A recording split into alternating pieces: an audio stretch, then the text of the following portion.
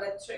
વડોદરાના વાડી શનિદેવ મંદિર ખાતે શ્રી શનિ મહારાજના જન્મ મહોત્સવની ભવ્યતાસભર ઉજવણી કરાઈ। શનિદેવ મહારાજના જન્મ મહોત્સવની ઉત્સાહભેર ઉજવણી કરવામાં આવી ત્યારે વાડી શનિદેવ મંદિર ખાતે વહેલી સવારથી જ ધાર્મિક કાર્યક્રમોનો પ્રારંભ થયો તેમજ જન્મ જયંતિ નિમિત્તે વિવિધ મનોરથ રાખવામાં આવ્યા।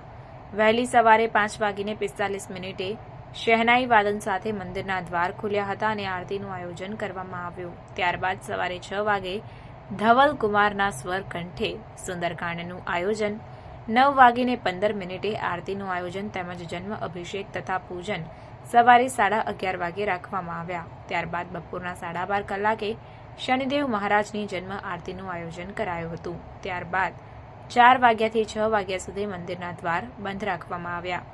શનિ મંદિરના પ્રશાસન દ્વારા ભક્તજનોને કોઈપણ અગવડતા ન પડે તે માટે ઠંડા કુલર તેમજ પાણીના સ્પ્રેનો છંટકાવ તથા ઠંડા પીણા અને છાશની વ્યવસ્થા પણ કરવામાં આવી। દેવતા શનિ મહારાજજીની આજે જન્મ જયંતિનો શુભ પ્રસંગ છે। હું એની દરેક વડોદરા વાસીઓને શનિ જયંતિની ખૂબ ખૂબ શુભકામનાઓ અર્પણ કરું છું। જીવનમાં શનિ મહારાજની પનોતીના સ્વરૂપમાં શનિ મહારાજ જીવનમાં આવતા હોય છે, પછી એ નાની હોય કે મોટી હોય, 7.5 હોય કે 2.5 વર્ષની હોય, તમે ન્યાય કરતા હોય છે। તમે સારું કર્યું હોય તો તમે જો ખરાબ કર્યું હોય છે તેનું ખરાબ ફળ આપતા હોય છે। ત્યારે ન્યાયના દેવતાનો જ્યારે આજે જન્મની શુભકામનાઓ સાથે સર્વપ્રથમ સર્વે ભાવિક ભક્તોને જય શનીશ્વર। સન્નો દેવી રભિષ્ઠય આપો ભવંતુ પિતે સંજો રભિશ્રવંતુ નઃ। વૈશાખ વદ અમાસ એટલે કે 6 જૂન અને ગુરુવાર। આજના દિવસમાં વર્ષમાં આમ તો 12 થી 13 અમાસ હોય છે, પણ આજની અમાસનું અત્યંત લાભદાયક ફળ આપનારી અમાસ છે, કારણ કે આજે શનિશ્ચર જયંતિ છે। ભક્તોમાં અને લોકોમાં સામાન્ય લોકવાયકા હોય છે કે શનિદેવ મહારાજના દર્શન માટે ના જવું જોઈએ, શનિદેવ મહારાજની દ્રષ્ટિ પડે તો ખરાબ પનોતી શરૂ થઈ જાય।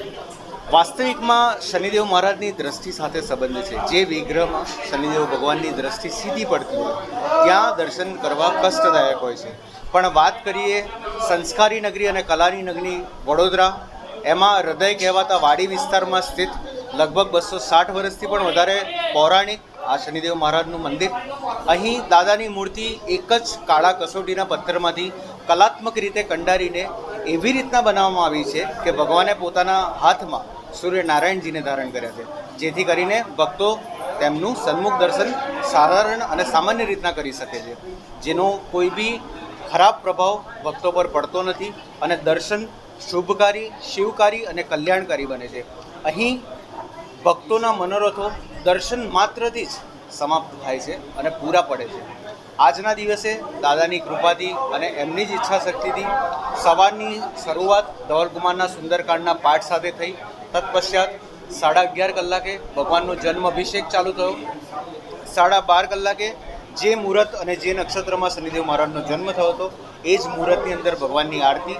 તત્પશ્ચાત સાંજે ભગવાન માટે અન્નકૂટનો મનોરથ છે અને સંધ્યાને સંગીતમય અને ભક્તિમય બનાવવા માટે સિમ્ફોની મ્યુઝિક ગ્રુપ દ્વારા ભજન સંધ્યાનું પણ આયોજન રાખેલું છે। હું આપના મીડિયાના માધ્યમથી તમામ ભક્તજનોને આજના દિવસે નિમંત્રણ આપું છું। આજના દિવસે એકવાર પધારો। આજના દિવસે કરેલા દર્શન, આજના દિવસે કરેલા તપ, આજના દિવસે કરેલા જે કંઈ પુણ્ય કામ હોય છે એનું અનેક ઘણું ફળ મળતું હોય છે। તો આજે આપ સર્વે આવો, દર્શનનો લાભ લો। જય શ્રી કૃષ્ણ। શ્લોક દવે।